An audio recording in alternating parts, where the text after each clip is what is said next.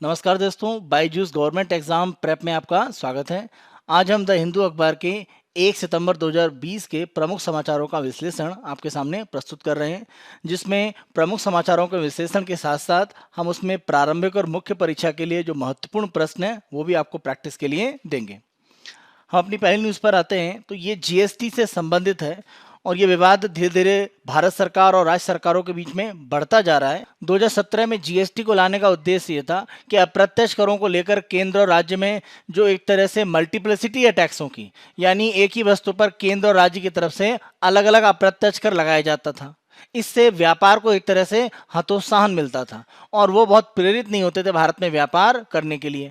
और कई प्रकार के केंद्र और राज्य के अप्रत्यक्ष कर थे, जैसे अगर केंद्र के हम देखें उत्पाद शुल्क का हिस्सा है या सेवा कर का पार्ट है। राज्यों में कुछ वस्तुओं पर उत्पाद शुल्क, जैसे अगर हम शराब की बात करें या बिक्री कर राज्यों में बात करें, तो इस तरह के अनेक आपके अप्रत्यक्ष कर थे।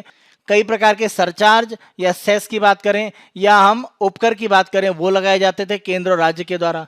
तो ये एक तरह से मल्टीप्लिसिटी या कह सकते हैं करों का जिसको हम बोलते हैं कैस्केडिंग इफेक्ट, यानी एक लगातार कई प्रकार के कर दोनों राज्य और केंद्र के स्तर पर लग रहे थे, तो ये व्यापार को नुकसान पहुंचा रहे थे। तो 17 में जब जीएसटी लाया गया अप्रत्यक्ष करों के एक सुधार के रूप में, तो कोशिश यही थी कि कहीं ना कहीं व्यापार को एक आसानी प्रदान की जाए।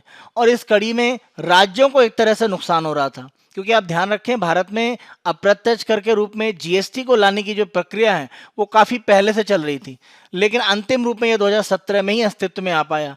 और इसमें राज्यों के साथ में एक समझौता किया गया। जीएसटी को लागू करने का जो प्रमुख उद्देश्य था कि पूरे भारत में एक कर हो जाए, यानी कर के रूप में भारत का एक एकीकरण कर दिया जाए और राज्यों की सीमा पर जो भी एक तरह से व्यापार होता है वो एक तरह से बाधा रहित हो जाए। तो व्यापारिक जो बाधा राज्यों में होती थी उसको एक तरह से दूर करना, तो व्यापार बाधा को हटाना और कर के रूप में पूरे भारत में एक व्यवस्था को लाना, ये एक प्रमुख उद्देश्य था। और जीएसटी के माध्यम से ये कर के व्यापार को आसान करने का प्रयास हुआ। लेकिन इस प्रक्रिया में राज्यों के कई कर जो अप्रत्यक्ष कर के रूप में वो वसूलते थे वो जीएसटी में मिला दिए गए। तो राज्य इसी शर्त पर जीएसटी में लागू अपने आप को करने के लिए शामिल हुए कि यदि जो उनको राजस्व में नुकसान हो रहा है उसकी भरपाई केंद्र सरकार की तरफ से की जाएगी।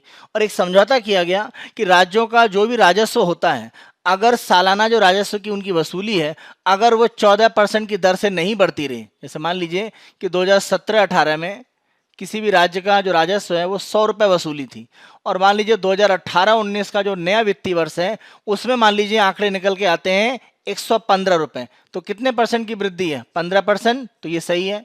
तो यहाँ पर भरपाई राजस्व में एक मुआवजे के रूप में करने की आवश्यकता नहीं है, क्योंकि 14% की जो शर्त है उससे ऊपर राजस्व में वृद्धि हुई है। मान लीजिए कि 115 की जगह ये 110 रहता, तो बढ़ोतरी कितने परसेंट की? 10%। तो जो आधार है 14% रखा गया, उससे कितना कम है? 4%। ये 4% की भरपाई राज्यों को की जाएगी। तो ये समझौता किया गया कि राज्य 14% की दर से अगर राजस्व अपना बढ़ाते रहेंगे तो कोई समस्या नहीं है, लेकिन उससे अगर कम होगा तो जो भी कमी होगी उसकी भरपाई केंद्र सरकार राज्यों को करेगी। अब इस भरपाई के लिए जीएसटी मुआवजा उपकर या जीएसटी कंपनसेशन सेस लगाया जाता है, और वहां से जो भी पैसा इकट्ठा होता है वो एक तरह से मुआवजे के रूप में राज्यों को प्रदान किया जाता है। और ये प्रक्रिया 5 साल के लिए अपनाने का एक तरह से समझौता किया गया। वर्तमान स्थिति में हम देखें तो कोरोना वायरस के कारण केंद्र सरकार की जो कर की वसूली है उसमें तो कमी आई है, राज्य सरकारों को भी जो राजस्व उसमें बहुत ज़्यादा कमी आई है। तो ऐसी स्थिति में केंद्र सरकार की तरफ से जो भी भरपाई या मुआवजा एक तरह से देना है जीएसटी के रूप में राज्यों को, वो एक तरह से नहीं मिल पा रहा है। जो हिस्सा केंद्र सरकार से राज्यों को मिलना है जीएसटी कंपनसेशन या मुआवजे के रूप में, वो केंद्र सरकार अभी नहीं दे पा रही है। और कोरोना वायरस के कारण जो आर्थिक स्थितियां कमजोर हुई हैं उसको एक बड़ा कारण बताया जा रहा है।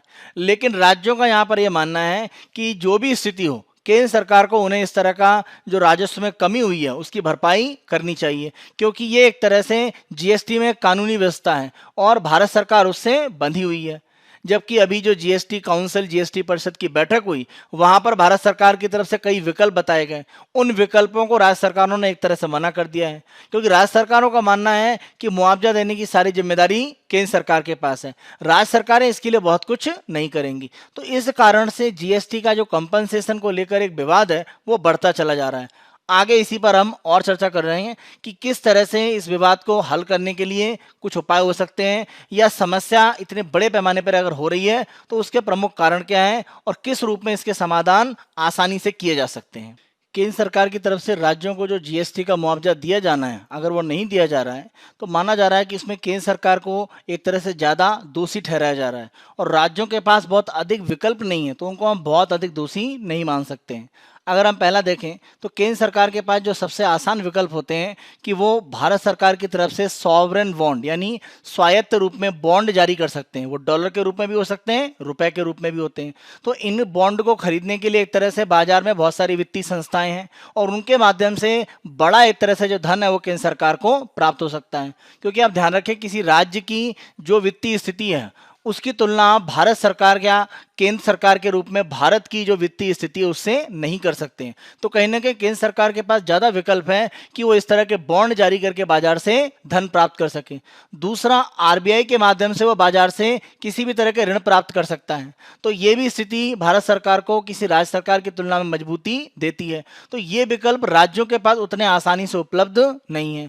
दूसरा, अगर केंद्र सरकार की बात करें, अगर वो बाजार में किसी भी तरह के ऋण के लिए जाती है तो वहां पर उसको ब्याज दर कम मिलेगी बजाय इसके राज्य। अगर हम राज्य और केंद्र में देखें तो केंद्र सरकार की स्थिति ज़्यादा मजबूत है, तो ऐसी स्थिति में केंद्र कम ब्याज पर भी ऋण प्राप्त कर सकता है, जो राज्यों के लिए उतना आसान नहीं होगा। तीसरे विकल्प के रूप में देखें तो एक राजकोषीय उपाय हो सकता है, यानी भारत सरकार की तरफ से स्वयं व्यय किया जाए। क्योंकि अर्थव्यवस्था में अगर एक बड़ा संकट कोविड-19 के कारण दिख रहा है तो उसमें कहीं ना कहीं अर्थव्यवस्था में जो एक तरह से मुद्रा का बहाव है या मुद्रा का जो प्रवाह है उसे बढ़ाने की जरूरत है, और इसके लिए केंद्र सरकार पर एक तरह से नैतिक जिम्मेदारी भी बनती है। तो इसी नैतिक जिम्मेदारी को एक तरह से देखते हुए केंद्र की तरफ से राज्यों को मदद मिलना भी एक आवश्यक हिस्सा है। क्योंकि अगर राज्य किसी तरह के राजस्व संकट में हैं तो केंद्र सरकार ही उनकी एक मदद कर सकती है। और जीएसटी जब 2017 में लागू हुआ तो केंद्र और राज्य के बीच में एक समझौता हुआ कि अगर राज्यों को राजस्व में नुकसान होगा तो भरपाई केंद्र सरकार करेगी। तो कोविड-19 के कारण जो स्थिति और खराब हुई है, तो यहाँ पर कहीं ना कहीं राज्यों का केंद्र सरकार को जो साथ मिलना है वो ज़्यादा आवश्यक दिखता है। तो केंद्र और राज्य के बीच में एक जो विश्वास की भावना जो जीएसटी समझौते के साथ बनी थी, उसमें एक तरह से कमी आ सकती है, उसको हानि पहुंच सकती है। तो उसको भी एक तरह से बचाने की जरूरत है, क्योंकि अगर ऐसा होगा तो जीएसटी को लेकर एक जो आमराय बनी है पूरे भारत में उसका विरोध हो सकता है, और उसको लेकर एक कह सकते हैं एक विरोध का कई राज्यों के द्वारा प्रदर्शन किया जा सकता है, और ये जीएसटी के सफलतापूर्वक अगले चरण में जाने को एक तरह से बाधा के रूप में होगा। तो सरकार को इस पर भी ध्यान देने की आवश्यकता है, और जीएसटी का जो मुआवजा है उसे देने के लिए उन्हें कुछ ना कुछ उपाय स्वयं में करने की आवश्यकता है। वर्तमान में जीएसटी के मुआवजे को लेकर राज्य और केंद्रों के बीच में जो विवाद है, इसके हल के लिए कहीं ना कहीं जीएसटी में बड़े सुधार करने की आवश्यकता है। क्योंकि जीएसटी जब लागू किया गया तो उस तरह के सुधारों पर ध्यान नहीं दिया गया, और वर्तमान में ऐसी समस्याएं दिख रही हैं। तो अगर हम जीएसटी के पार्ट पर देखें तो जीएसटी में बड़े परिवर्तन किए गए। 2017 में अगर लागू होने के बाद देखें तो जीएसटी में परिवर्तन की अगर हम बात करें तो जो भी उसकी रेट है उनमें परिवर्तन किए गए। यानी बहुत सी वस्तुएं जो 5% पे थी उनको 12% पे डाला गया, 18 पे, या उनको डाला गया 28% के पार्ट पर। तो इस तरह से जो परिवर्तन रेट में किए गए वो कई बार हुए। उसके अलावा किन वस्तुओं को जीएसटी में किस रेट में रखना है उसमें परिवर्तन किया गया। तो जीएसटी की जो दरें हैं, कौन सी वस्तुएं उसमें शामिल हैं या किन को हटाना है, इसको लेकर जीएसटी में कई परिवर्तन किए गए। तो कहीं ना कहीं जीएसटी में वर्तमान जो व्यवस्था है वो बहुत फुल प्रूफ नहीं है, उसमें कुछ सुधार करने की जरूरत है। तो इसीलिए यहाँ पर आर्टिकल में कहा गया है कि भारत सरकार को आगे जीएसटी 2.0 एक तरह से लाना चाहिए, यानी जीएसटी में कुछ सुधार करके एक नया इसका जो रूप है वो अस्तित्व में आना चाहिए। जीएसटी में जिन सुधारों के बारे में कहा जा रहा है कि अगर उनको लागू किया जाए तो कहीं ना कहीं समस्याओं को हल किया जा सकता है। तो पहला आप देखें कि अधिकतर वस्तु और सेवाओं को जीएसटी में शामिल किया जाए। वर्तमान में अगर हम देखें तो शराब इसमें शामिल नहीं है, कच्चे तेल की अगर हम बात करें वो शामिल नहीं है। तो इस तरह के जो उत्पाद जो जीएसटी में शामिल नहीं है उनको एक तरह से जीएसटी में लाने की आवश्यकता है। जितनी अधिक वस्तु और सेवाएं जीएसटी में शामिल होंगी, कहीं ना कहीं करों की वसूली उतनी ही अधिक होगी। तो पहला एक बड़ा प्रयास ये किया जा सकता है।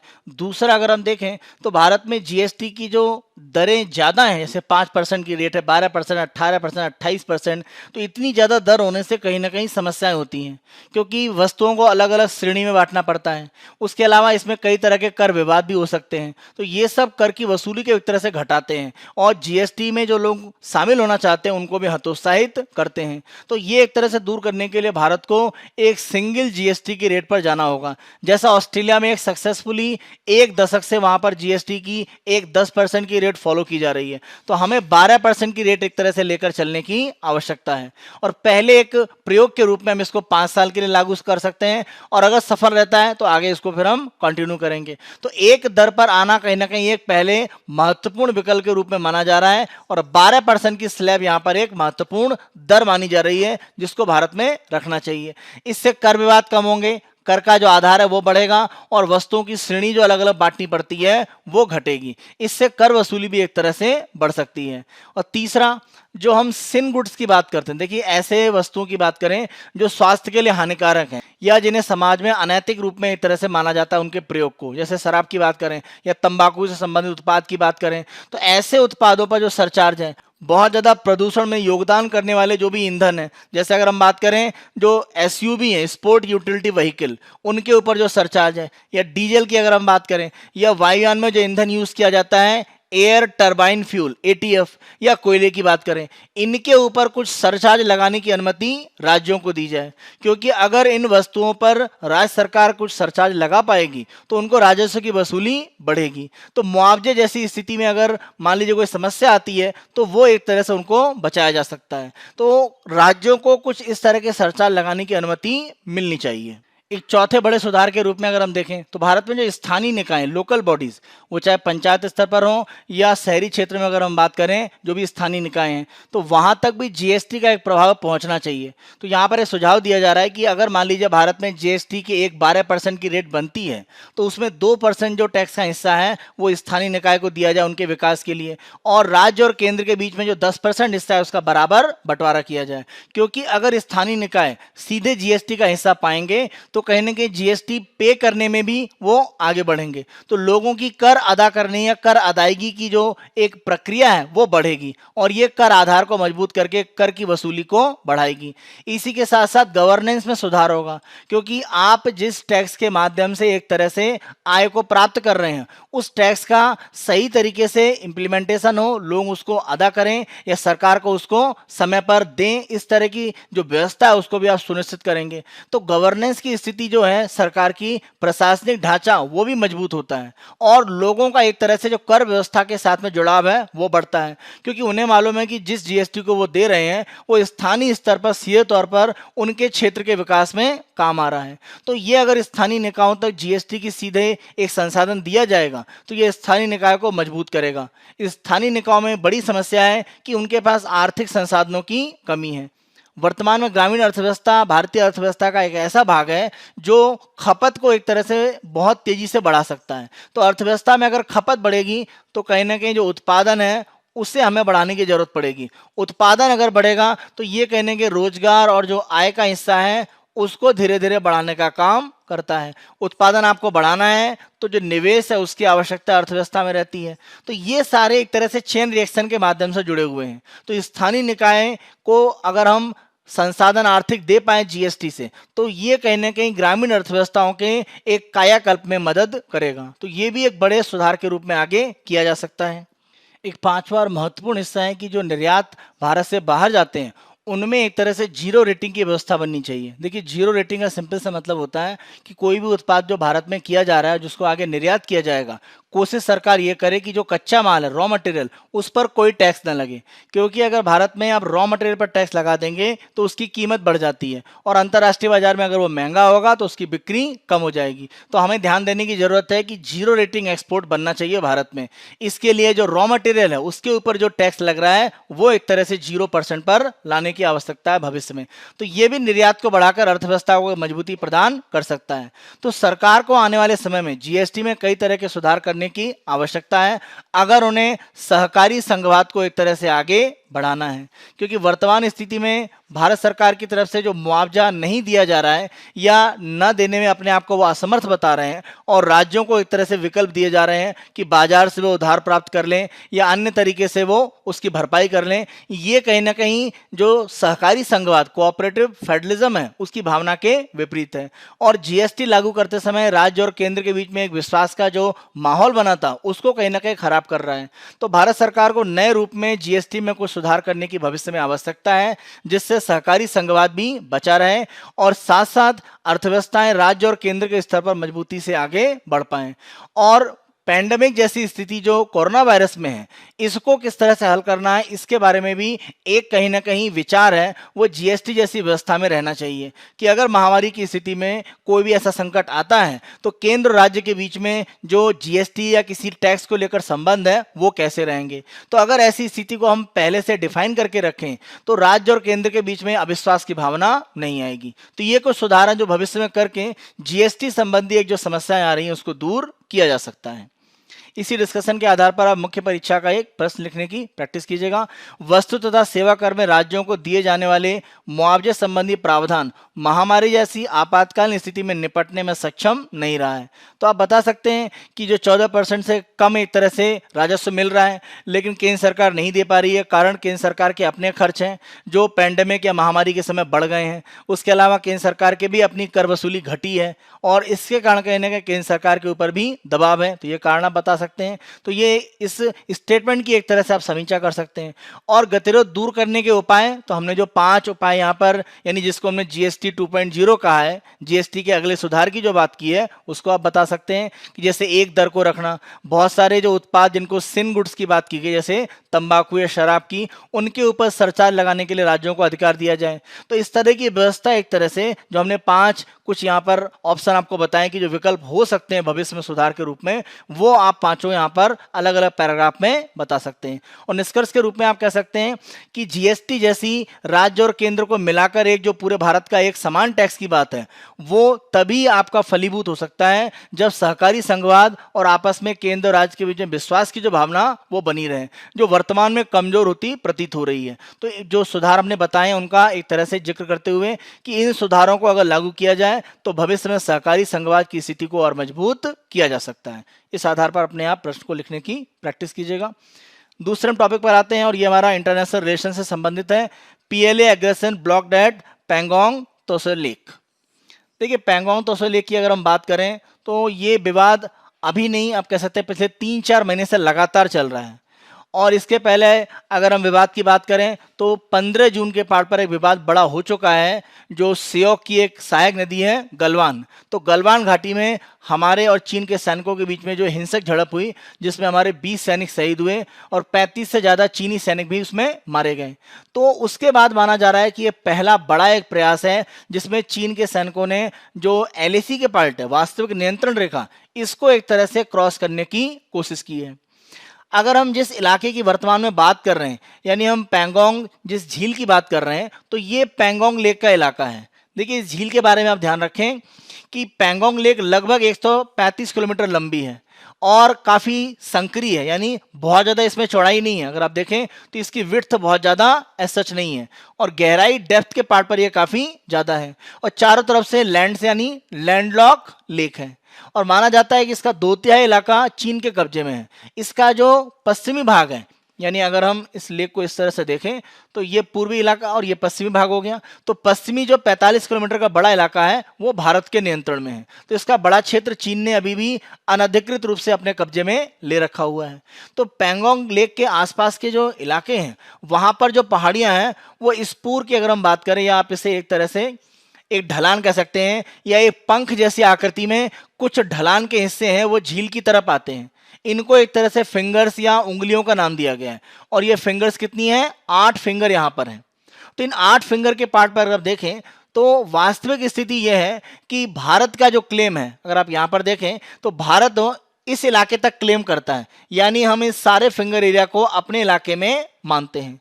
लेकिन वर्तमान स्थिति में आप देखें तो भारत एक तरह से जहां पर कोई विवाद नहीं है वो इस तरह पर यानी इस लाइन पर एक तरह से स्थित है और यहीं पर आप देखें तो ये भारत का यानी हमारी सेना का बेस कैंप है। जहां तक चीन की बात करें तो चीन यहां तक यानी चौथी फिंगर तक अपने आप को इस इलाकों पर क्लेम करने की बात करता है या इसको वो अपने इलाके मानता है।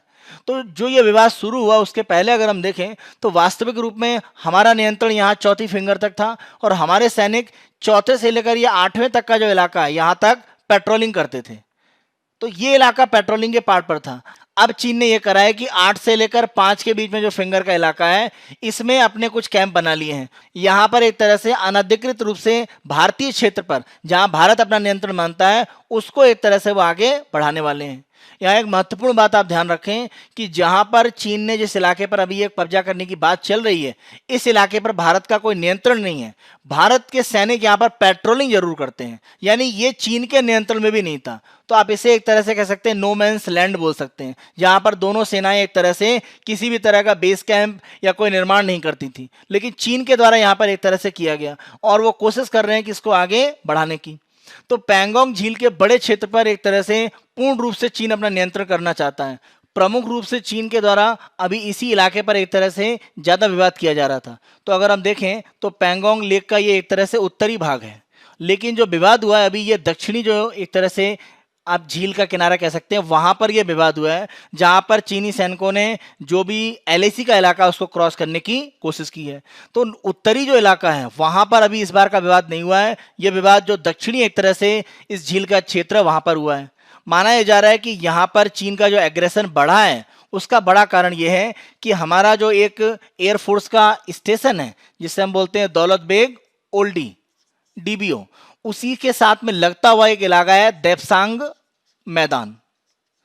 दौलत बेग ओल्डी से लगता हुआ जो देपसांग प्लेन का इलाका है वहां पर चीन के द्वारा बड़े पैमाने पर कंस्ट्रक्शन किया जा रहा है। तो उस कंस्ट्रक्शन से लोगों का जो ध्यान है उसे हटाने के लिए कहीं ना कहीं इस तरह का चीनी सेना के द्वारा एग्रेशन किया गया है या उन्होंने एलएसी को क्रॉस करने की कोशिश की है। और चीन के द्वारा ये कई बार किया गया है कि एक क्षेत्र में अपने कंस्ट्रक्शन को तेजी से करने के लिए किसी दूसरे क्षेत्र में वो विवाद को बढ़ाते हैं या एलएसी को क्रॉस करने की कोशिश करते हैं।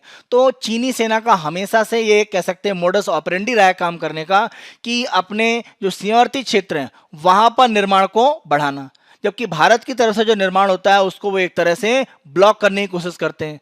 आप ध्यान रखें गलवान घाटी का जो विवाद हुआ है उसका बड़ा कारण माना जाता है कि श्योक और डरबुक से होते हुए दौलत बेग ओल्डी तक का जो हमने एक सड़क मार्ग बना लिया है जो लेह से सीधे दौलत बेग ओल्डी को जोड़ देता है, उसको लेकर ही चीन एक तरह से नाखुश है और उसको लगता है कि दौलत बेग ओल्डी तक अगर सेनाएं सीधे पहुंचेंगी तो पाकिस्तान चीन दोनों खतरे में हैं, क्योंकि दौलत बेग ओल्डी से काराकोरम दर्रा बहुत दूर नहीं है। तो ये विवाद एक तरह से अन्य क्षेत्रों में अपने कंस्ट्रक्शन को बढ़ाकर आगे बढ़ने से एक तरह ज्यादा संबंधित है, बजाय इसके कि इस झील के क्षेत्र में वो कोई नया विवाद करना चाहते हैं। तो विवादित क्षेत्र में कंस्ट्रक्शन को बढ़ाना, इसके लिए एक दूसरे क्षेत्र में अपने जो विवाद है उसको आगे बढ़ाना, ये चीन की तरफ से कार्य किया जाता है और ये पैंगोंग झील के पार्ट पर भी एक तरह से हुआ है। भारत और चीन के बीच में अगर हम सीमा विवाद की बात करें तो इसके बढ़ने का एक बड़ा कारण माना जाता है एलएसी यानी वास्तविक नियंत्रण रेखा, लाइन ऑफ एक्चुअल कंट्रोल। तो 1962 का जो भारत और चीन का युद्ध हुआ उस समय दोनों सेनाओं ने युद्ध विराम करके जहां अपने आप को रोका उसी को एक तरह से एलएसी मान लिया गया। लेकिन एलएसी ध्यान रखिए कि एक तरह से परसेप्शन है या इसको एक तरफ से आप कॉन्सेप्ट या सिद्धांत के रूप में कह सकते हैं। वास्तविक रूप में कोई समझौता भारत और चीन के बीच में एलएसी को लेकर नहीं है कि ये इलाका आपका है, ये इलाका हमारा है। और यही एक समस्या बन जाती है, क्योंकि अगर मान लीजिए ये एलएसी है तो अगर हम ये इंडिया का इलाका मान लेते हैं और ये चीन का, तो भारत मान लीजिए एलएसी को यहाँ पर एक तरह से रियल में मानता है और चीन की बात करें तो वो यहाँ मानता है। चीन के द्वारा यहाँ तक के इलाके और भारत के द्वारा यहाँ तक के इलाकों में क्लेम किया जाता है।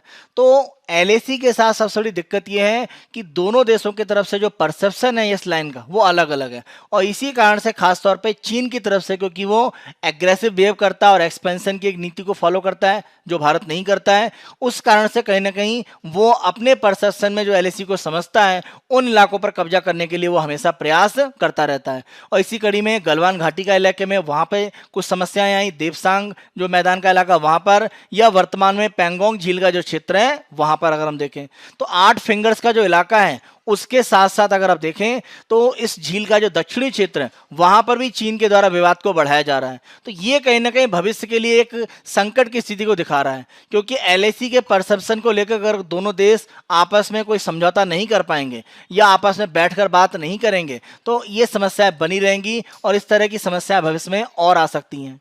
अगर हम चीन के इस सीमा विवाद की एक पृष्ठभूमि देखें कि किस कारण से वो इस विवाद को पिछले 5-6 महीने के पार पर तेजी से आगे बढ़ा रहा है, तो कहीं ना कहीं इसका सबसे बड़ा कारण चीन की अपनी घरेलू राजनीति है।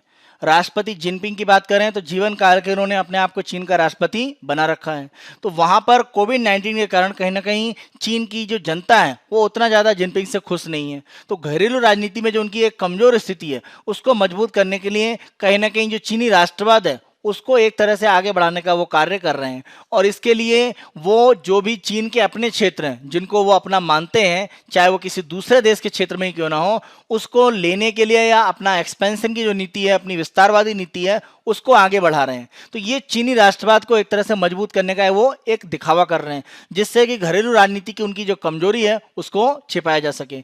दूसरा अगर हम देखें तो अंतर्राष्ट्रीय स्तर पर भी कहीं ना कहीं चीन की एक अलग थलग सी स्थिति बन रही है। कोविड-19 में पश्चिमी देशों के द्वारा प्रमुख रूप से चीन को उत्तरदायी माना गया कि कोविड-19 के प्रसार को अगर उसने समय रहते वैश्विक स्तर पर सूचनाओं को शेयर किया होता तो शायद रोका जा सकता था। तो अंतर्राष्ट्रीय स्तर पर उसका जो अलगाव है वो भी एक बड़ा कारण माना जाता है कि वो सीमा विवाद को आगे बढ़ाकर अपना महत्व है उसे बनाए रखना चाहता है। तीसरा अगर हम देखें इंडो पैसिफिक यानी हिंद महासागर और प्रशांत महासागर के बीच में जो सहयोग का क्षेत्र है उसमें भारत, अमेरिका, जापान, ऑस्ट्रेलिया का सहयोग प्राप्त कर रहा है। तो ऐसी स्थिति में चीन के लिए यह स्थिति असहज हो जाती है, क्योंकि कहीं ना कहीं हिंद महासागर में तो भारत मजबूत हो गई, प्रशांत महासागर में भी अगर अमेरिका, जापान, ऑस्ट्रेलिया जैसे देश उसको सहयोग करेंगे तो भारत अपनी उपस्थिति वहां बढ़ा सकता है और ये चीन के लिए एक तरह से खतरे की स्थिति है। तो उस स्थिति से भारत को अलग करने के लिए कि भारत इंडो पैसिफिक के क्षेत्र में ज़्यादा आगे न बढ़े या अमेरिका, जापान, ऑस्ट्रेलिया के साथ जो हमने एक क्वाड समूह बना रखा है उसको मजबूती ना मिल पाए, इन सब के लिए कहीं ना कहीं चीन सीमा विवाद को आगे बढ़ा रहा है, जिससे भारत इनसे पीछे हटे। लेकिन भारत मजबूती से इन पर आगे बढ़ रहा है क्योंकि हम अपनी एक तरह से जो सुरक्षा है उसको लेकर कोई समझौता नहीं कर रहे हैं। तो ये भी चीन को एक तरह से कहीं ना कहीं जो सीमा विवाद है उसको बढ़ाने के लिए प्रेरित कर रहा है।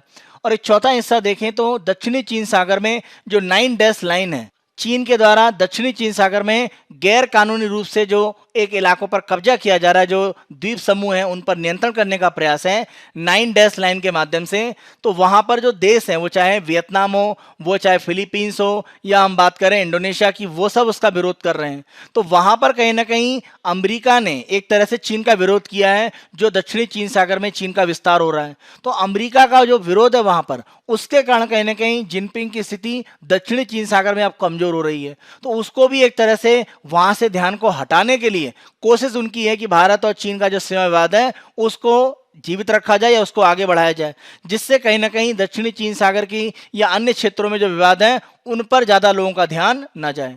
तो चीन की सेना के द्वारा ये जो एग्रेशन पैंगोंग झील के क्षेत्र में किया गया है, इसका प्रयास सिर्फ यही है कि सीमावर्ती क्षेत्रों में वो अपने आप को कंस्ट्रक्शन, वो चाहे सड़क की बात करें या एयरबेस की बात करें, उनको बनाकर मजबूत करें, भारत को ये करने से रोके और साथ साथ जिन इलाकों पर भारत का नियंत्रण है उनमें भारत को पीछे ढकेलते हुए अपने क्षेत्र को बढ़ाए। इन कामों को एक तरह से चीनी सेना करना चाहती है, लेकिन भारतीय सेना के द्वारा गलवान घाटी में जो एक जवाब दिया गया, जिस तरह से हमने दौलत बेग ओल्डी तक अपने आप को सड़क मार्ग से और वायु मार्ग से मजबूती प्रदान की है और सेना के मूवमेंट को फास्ट किया है, ये चीन के लिए असहज स्थिति है। तो ये भी चीन को एक तरह से इन सीमा क्षेत्रों में अपने आप को आगे बढ़ाने के लिए प्रेरित करता है। तो ये एक ऐसी स्थिति बन रही है जहां पर भारत किसी भी मामले में चीन से पीछे वहां पर नहीं हट रहा है। और हमने अपने फ्रंट लाइन के जो फाइटर प्लेन है, वो चाहे जगुआर की बात करें या सुखोई की बात करें या मिराज की बात करें, उनको हमने फ्रंट लाइन पर लगा रखा हुआ है। वो चाहे दौलत बेग ओल्डी की बात करें या लद्दाख के क्षेत्रों में इसने पेट्रोलिंग भी की है। तो चीन को एक यह संदेश है कि यहाँ पर किसी भी तरह का भारतीय क्षेत्र में अगर वो आगे बढ़ने का प्रयास करते हैं तो भारतीय सेना उसको मुंहतोड़ जवाब देगी। तो ये भविष्य में एक तरह से देखने वाली बात होगी कि वार्ता करने के लिए चीन एक तरह से हमेशा कहता है और दोनों सेना के अधिकारियों के बीच में बैठकें हो भी रही हैं लगातार, उसके बाद भी इस तरह के जो प्रयास हो रहे हैं, तो ये कहीं ना कहीं चीन की एक जो इंटेंशन है उसको गलत सिद्ध करता है। तो इसको एक तरह से देखते हुए भारत बहुत यहाँ पर सावधानी से कदम उठा रहा है, क्योंकि चीन की बातों पर बहुत अधिक भरोसा नहीं किया जा सकता है। क्योंकि गलवान घाटी के बाद जो समझौते की स्थिति बन रही थी उसको चीन ने पैंगोंग झील में दोबारा भंग किया है। तो भविष्य में भारत अपनी नीति को इसी कठोरता से अपनाएगा। चीन के द्वारा इसमें किस तरह से परिवर्तन लाया जाता है, ये भविष्य में देखने वाली बात है। हमारे इसी डिस्कशन के आधार पर आप मेंस का एक प्रश्न लिखने का प्रयास कीजिएगा। भारत चीन सीमा विवाद की प्रमुख समस्या वास्तविक नियंत्रण रेखा के संबंध में विरोधी विचार का होना है।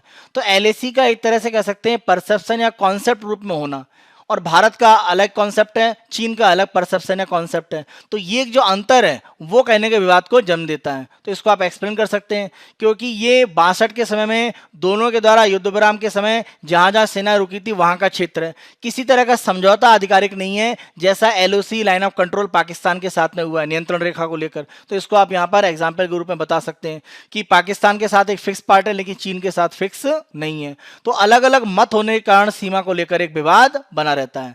इसमें आप एग्जाम्पल जरूर बताएंगे जहां जहां चीन के द्वारा विवाद किया जा रहा है, वो चाहे गलवान घाटी का क्षेत्र हो, देप्सांग प्लेन का पार्ट हो या पैंगोंग झील का इलाका हो, तो इन सब क्षेत्रों के बारे में आप बताएंगे।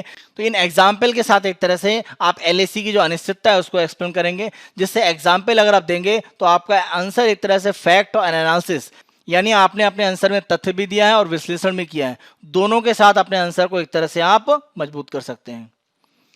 एक नेक्स्ट न्यूज पर आते हैं, ये इकोनॉमी के पार्ट से संबंधित है और ये भारत की अर्थव्यवस्था के लिए आप कह सकते हैं ये काफ़ी खराब आंकड़े यहाँ पर आए हैं। और सरकार की तरफ से जो आंकड़े जारी हुए हैं उसमें माना जा रहा है कि जो जीडीपी है वो हमारी जो तिमाही गुजरी है, अगर हम अप्रैल मई जून की तिमाही की बात करें तो इसमें हमारे जीडीपी में 23.9% की कमी आई है।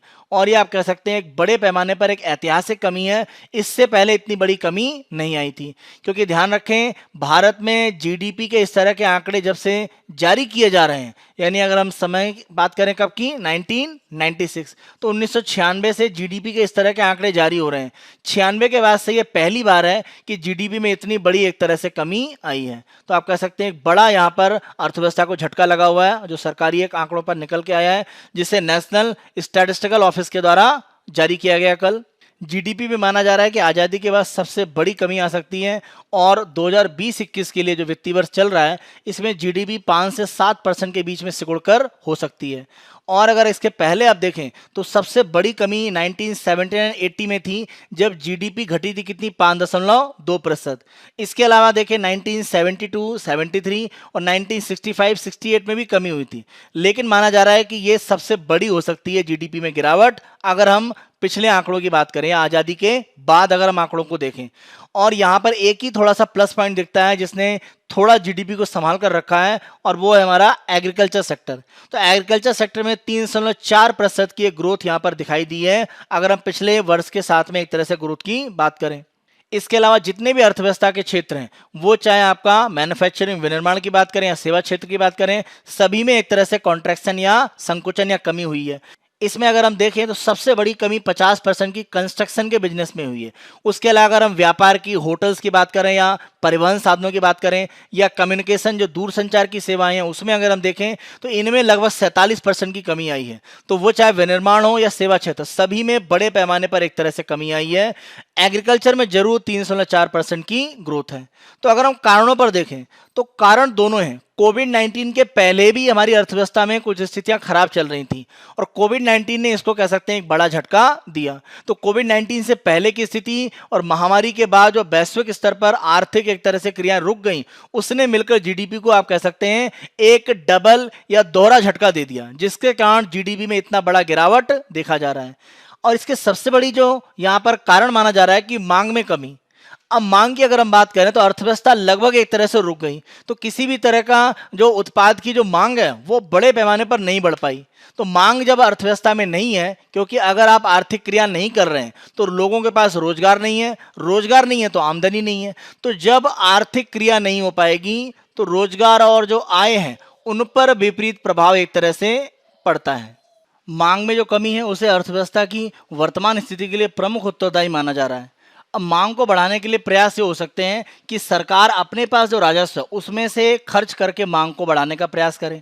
मांग बढ़ाने के लिए प्रयास क्या हो सकता है कि सरकार आसान किस्तों में बाजार में जो ऋण है उसको उपलब्ध कराएं, उसके लिए बैंकों को एक तरह से मदद उपलब्ध कराएं।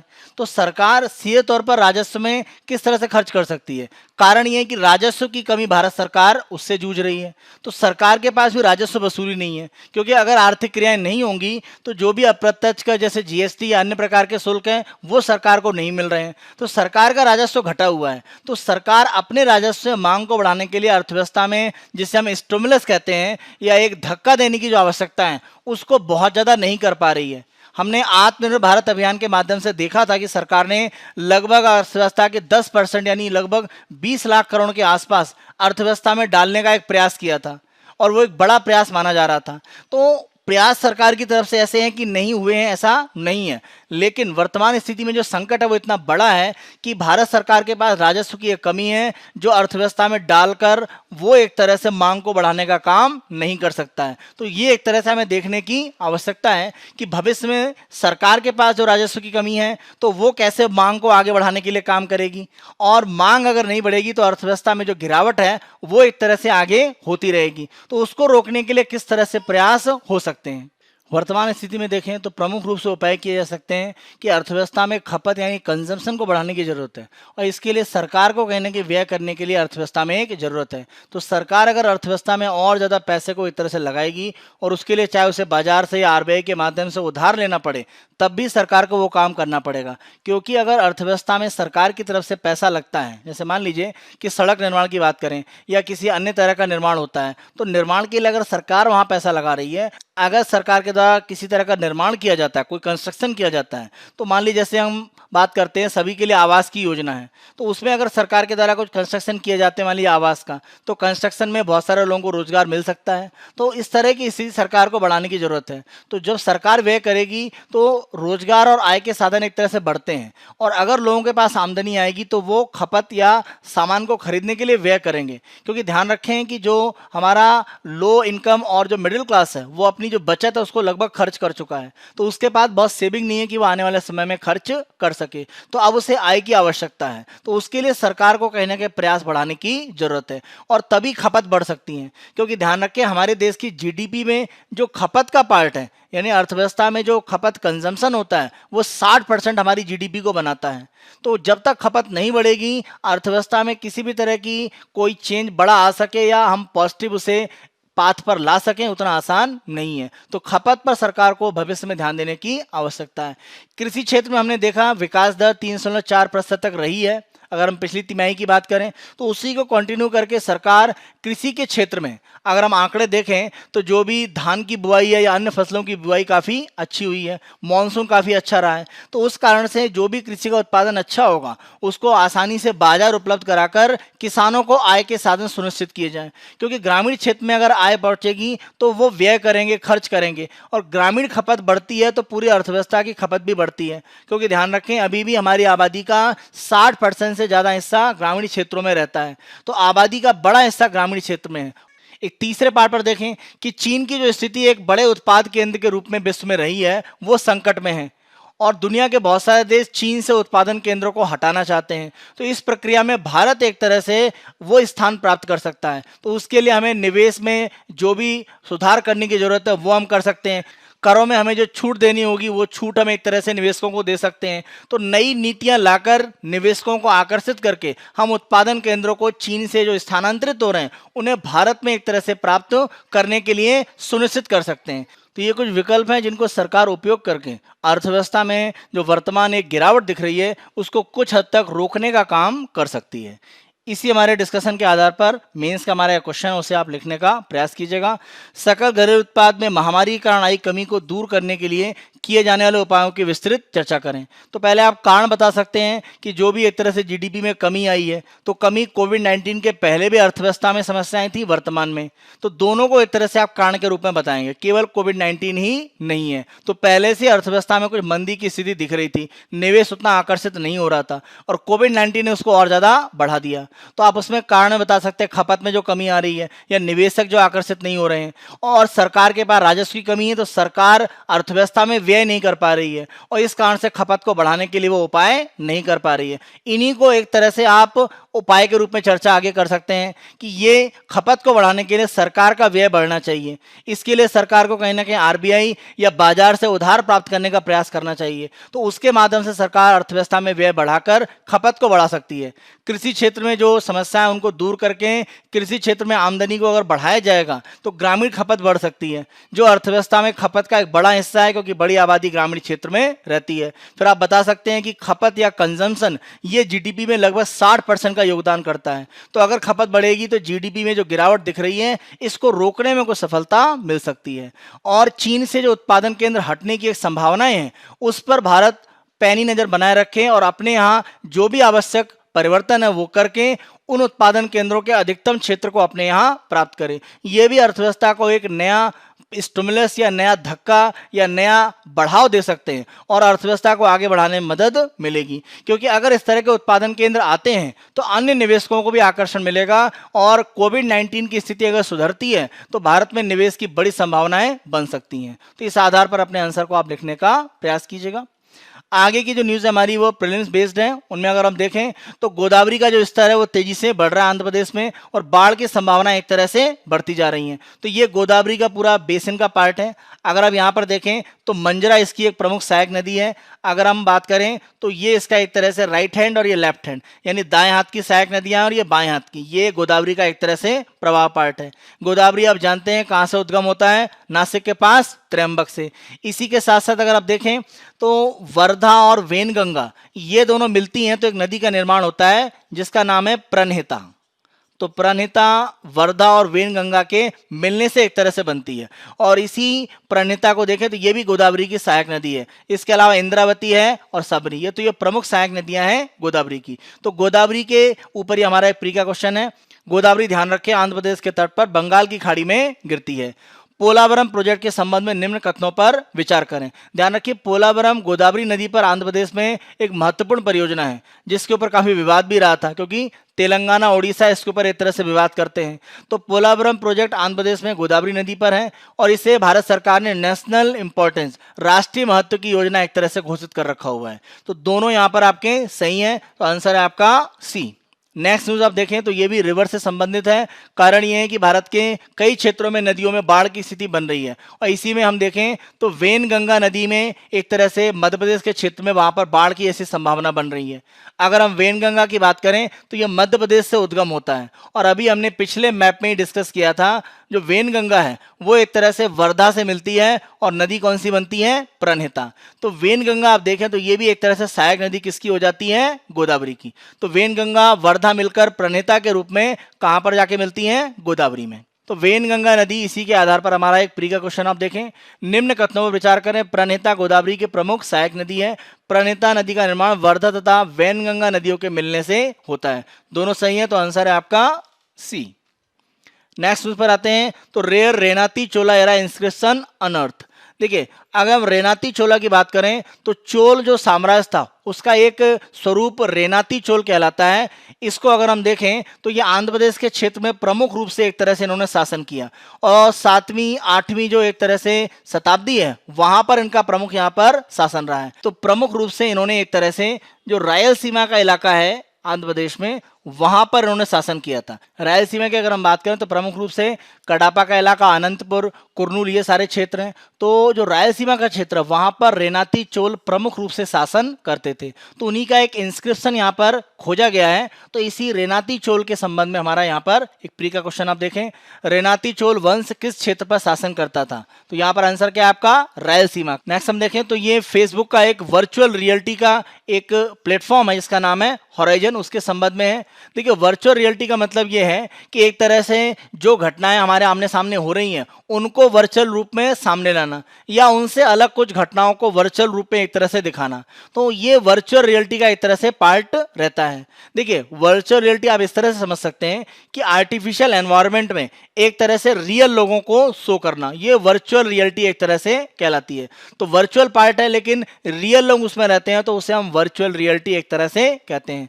तो फेसबुक का जो हॉराइजन प्लेटफॉर्म है ये वर्चुअल रियलिटी के कई उपयोगों को आगे बढ़ा रहा है और इसमें अगर हम देखें तो एजुकेशन के क्षेत्र में इसका जो उपयोग क्या हो सकता है उसको एक तरह से फेसबुक हॉराइजन के माध्यम से आगे बढ़ाने का प्रयास कर रहा है और इसको एक तरह से सोशल वर्चुअल रियलिटी का एक तरह से नाम दिया जा रहा है जो फेसबुक का प्लेटफॉर्म है हॉराइजन। तो इसी हॉराइजन के संबंध में वर्चुअल रियलिटी का हमारा एक प्री का क्वेश्चन है, निम्नलिखित में कौन सा कथन सही है? आभासी वास्तविकता वर्चुअल रियलिटी एक नकली अनुभव प्रदान करता है जो वास्तविक दुनिया से समान या पूरी तरह से अलग हो सकता है। दोनों हो सकता है। वर्चुअल रियलिटी आप देखें तो रियल के बराबर आप ला सकते हैं या रियल से बिल्कुल अलग भी कर सकते हैं, तो दोनों हो सकता है। यह मनोरंजन, शिक्षा और साथ ही नकली सैन्य प्रशिक्षण में उपयोग किया जा सकता है।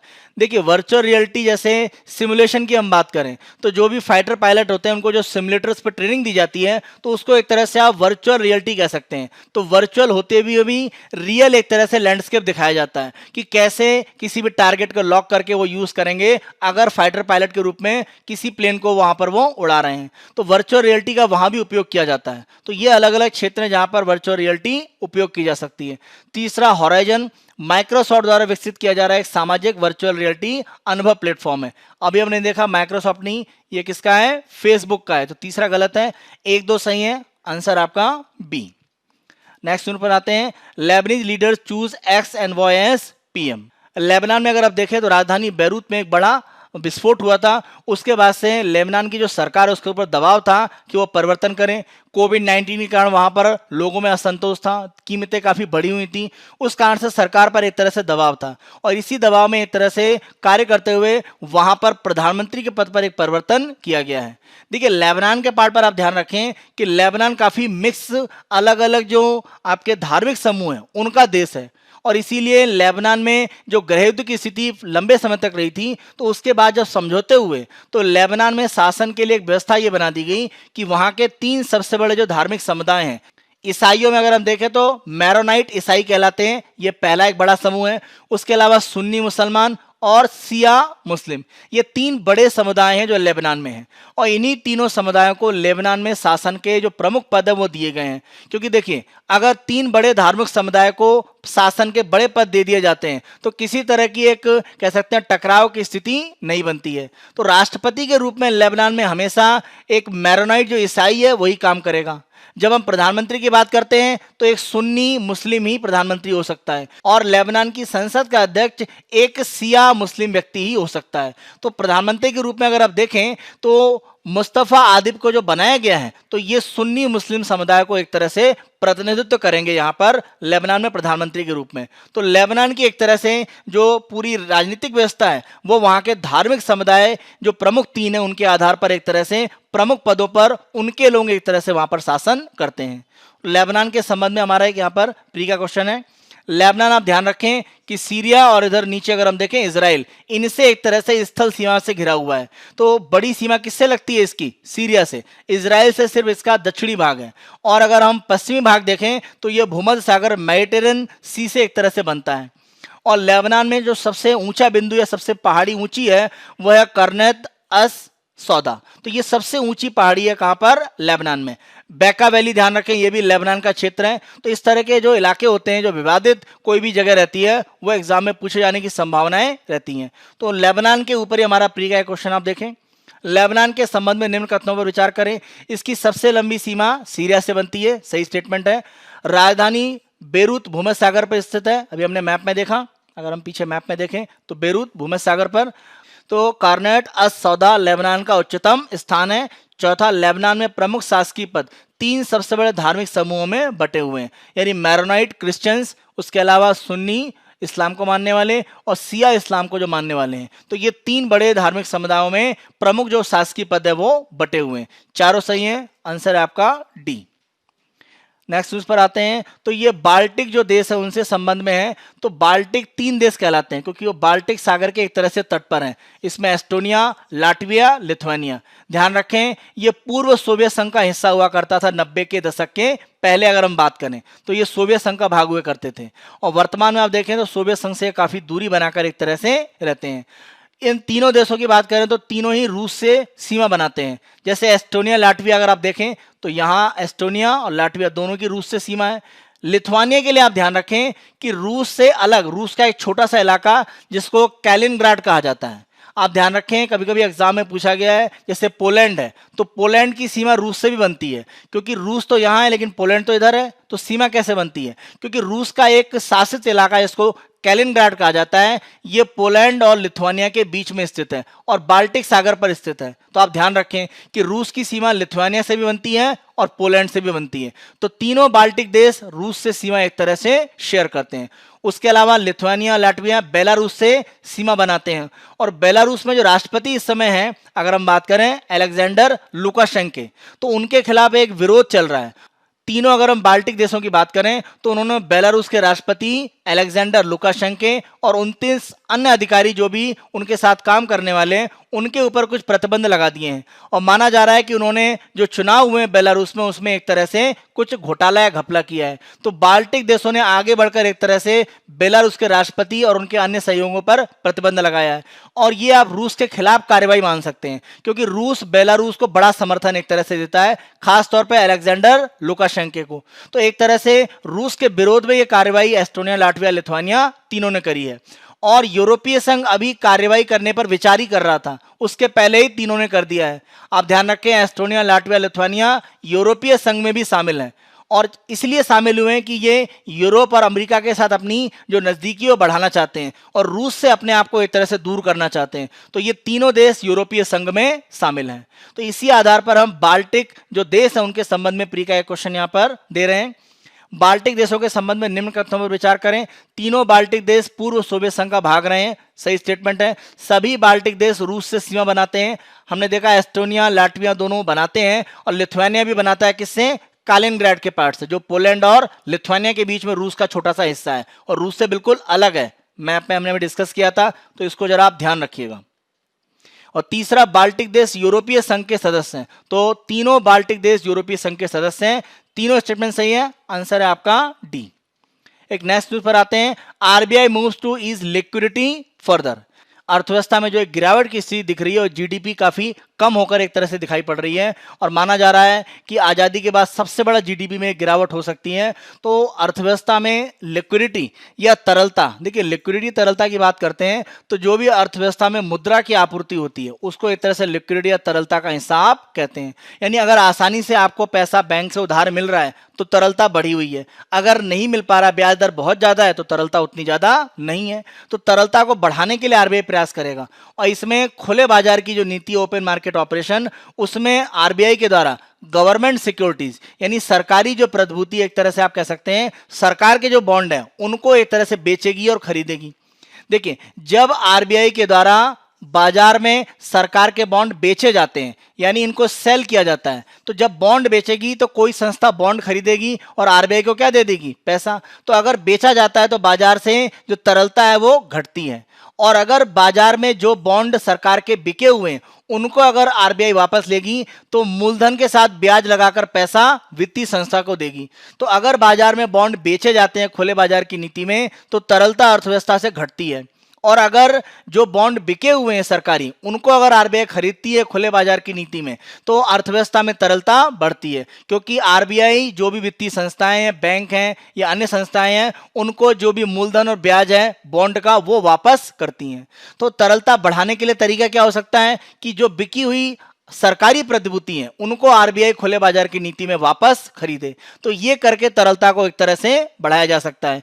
आरबीआई बैंकों को इस तरह का विकल्प देगी कि 5.15% की रेपो पर उन्होंने जो ऋण प्राप्त किया था उसको एक तरह से वापस करके वो 4% पर आरबीआई से ऋण प्राप्त कर सकते हैं, जो वर्तमान में रेपो दर है। तो 1.15% का एक तरह से फायदा बैंकों को हो सकता है। तो ये भी आरबीआई सितंबर के मध्य में लगभग 1 लाख करोड़ रुपए का ऋण देगी 4% की रेपो दर पर बैंकों के लिए। तो ये दो बड़े उपाय आरबीआई करके अर्थव्यवस्था में तरलता को बढ़ाने का एक प्रयास करने वाली है। तो इसी तरलता को बढ़ाने को लेकर एक हम यहाँ पर प्री का क्वेश्चन आपको दे रहे हैं। अर्थव्यवस्था में तरलता बढ़ाने के लिए निम्न में कौन से उपाय प्रभावी होंगे? पहला, खुले बाजार की क्रियाओं द्वारा सरकारी प्रतिभूति बाजार में बेचकर। अभी हमने देखा सरकारी प्रतिभूति अगर आप बेचेंगे तो बैंक क्या करेंगे? पैसा देकर आरबीआई से खरीदेंगे, तो बाजार में पैसा क्या हो जाएगा? कम। तो अगर पैसा कम होगा तो तरलता घटेगी। तो तरलता बढ़ाने के लिए सरकारी प्रतिभूति जो बिकी हुई है उनको आरबीआई वापस लेती है और पैसा बैंकों को देती है। तो यहां कहा जा रहा है बेचकर, ये क्या होगा? खरीद कर, इसीलिए पहला विकल्प गलत है। दूसरा, रेपो दर को बढ़ाकर। आप ध्यान रखें जो रेपो दर होती है उससे ज्यादा होती है बैंक दर। रेपो रेट से ज्यादा होती है मार्केट रेट। तो अगर रेपो दर बढ़ती है तो बैंक दर बढ़ेगी और बाजार में ब्याज दर बढ़ेगी। ब्याज दर अगर ज्यादा हो जाएगी तो लोन आप क्या लेंगे, कम। तो ब्याज दर घटने पर ऋण ज्यादा होता है। तो अगर रेपो दर घटाई जाएगी तो बाजार में ब्याज दर कम होगा, ज्यादा लोनिंग होगी, तरलता बढ़ जाएगी। लेकिन अगर ब्याज दरों को आप बढ़ा देते हैं, कैसे, रेपो दर को बढ़ाकर, क्योंकि रेपो दर से ज्यादा बैंक दर और बैंक दर से ज्यादा बाजार में सामान्य जो लोन की दर है वो होती है। तो रेपो दर को बढ़ाकर आप ब्याज बढ़ा देंगे तो लोन महंगा हो जाएगा, लोन कम जाएगा, तरलता घटेगी, बढ़ेगी नहीं। तो दूसरा उपाय भी गलत है। तीसरा, रिवर्स रेपो दर को बढ़ाकर। देखिए, रिवर्स रेपो दर की अगर हम बात करें तो वह दर होती है जिस पर आरबीआई एक तरह से बैंकों से उनका अतिरिक्त धन लेती है। और ब्याज कौन देता है, आरबीआई बैंकों को। तो बैंक अपना पैसा आरबीआई के पास अतिरिक्त जो पूंजी होती है वो जमा करते हैं और रिवर्स रेपो की दर प्राप्त करते हैं। तो अगर रिवर्स रेपो बढ़ेगी तो बैंक क्या करेंगे, ज्यादा से ज्यादा पैसा आरबीआई के पास जमा करेंगे, क्योंकि अगर बाजार में डालेंगे तो वहां जोखिम है। अगर किसी व्यक्ति को आप लोन दें और आरबीआई को पैसा जमा करें तो ज्यादा सेफ कहां पर है, आरबीआई के पास। तो अगर रिवर्स रेपो दर को बढ़ाया जाता है तो बैंक ज्यादा पैसा आरबीआई के पास जमा करके एक सुरक्षित रिवर्स रेपो का ब्याज प्राप्त करने का प्रयास करते हैं। तो बाजार में पैसा नहीं जाएगा, तो यह भी तरलता को एक तरह से कम करेगा, ये बढ़ाएगा नहीं। और इसीलिए आप देखें, रिवर्स रेपो दर को आरबीआई ने जानबूझकर काफी घटाया है, जिससे बैंक रेपो का विकल्प चूज करें, न कि रिवर्स रेपो का। क्योंकि बैंक क्या करते हैं कि वो बाजार में लोन डालने की जगह रिवर्स रेपो पर ज्यादा से ज्यादा धन आरबीआई के पास जमा करके सुरक्षित ब्याज प्राप्त करना चाहते हैं। तो इसीलिए रिवर्स रेपो दर अगर बढ़ेगी तो ये और ज्यादा बैंक का पैसा आरबीआई के पास जमा करने के लिए प्रेरित करेगा। तो ये तरलता को घटाएगा, ना कि बढ़ाएगा। चौथा देखिए, नगद आरक्षी अनुपात, सीआरआर। बैंकों को उनके पास जो भी नगद का हिस्सा होता है उसका एक बड़ा पार्ट उन्हें जमा करना पड़ता है, किसके पास, आरबीआई के पास। भारत में आप देखें तो सीआरआर 0 से 15% के बीच में होती है। तो अगर सीआरआर को आरबीआई घटाएगी तो बैंक को पैसा कम जमा करना होगा आरबीआई के पास। तो जैसे मान लीजिए, हम मान लेते हैं कि 5% सीआरआर है और इसको घटाकर 3 कर दिया गया, और कोई बैंक बोला कि उसके पास तरलता 100 रुपए है, तो 100 का 5% कितना हुआ, 5 रुपए। तो बैंक के पास कितना बढ़ जाएगा, 95। अगर सीआरआर 5 से 3 हो जाएगा तो बैंक को 3% यानी कितना देना पड़ेगा, 3 रुपए। तो बैंक के पास पैसा कितना रहेगा, 97। तो 95 से 97 बैंक ज्यादा लोन या ज्यादा ऋण दे सकता है। तो सीआरआर को घटाकर बाजार में तरलता बढ़ सकती है। तो चारों विकल्प में केवल 4 सही है, तीनों गलत हैं। तो आंसर है आपका डी। तो ये हमारा 1 सितंबर 2020 के समाचार विश्लेषण थे। आने वाले समय में अन्य दिनों के समाचार विश्लेषण हम आपको इसी तरह से प्रस्तुत करेंगे। आपको प्री और मेंस के जो क्वेश्चन दिए गए उनकी आप प्रैक्टिस करें। अगर आपको हमारा Byju's government exam prep channel पसंद आ रहा है तो उसको आप प्लीज लाइक करें, शेयर करें और ज्यादा से ज्यादा सब्सक्राइब करें। Thank you.